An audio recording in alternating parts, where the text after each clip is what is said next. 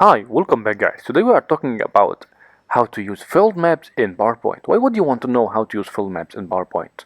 Well, maybe you are new to PowerPoint. So today I am going to show you how to use field maps in PowerPoint. Check the video description and I will try to leave the written instructions. Okay. Now, go to Insert, Chart, and choose Map. Press OK.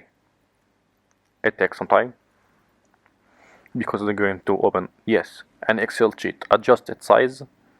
Now, there's a countries and the transparency number. You can just adjust it like 99, press enter. Now you adjust its transparency to 99. You can delete any country, add any country, adjust the number. That easy, guys. There you go. If you want to know how to use field map in PowerPoint, that's the easiest way I know how. If you know another way to do it, leave a comment below. Be sure to subscribe for more videos.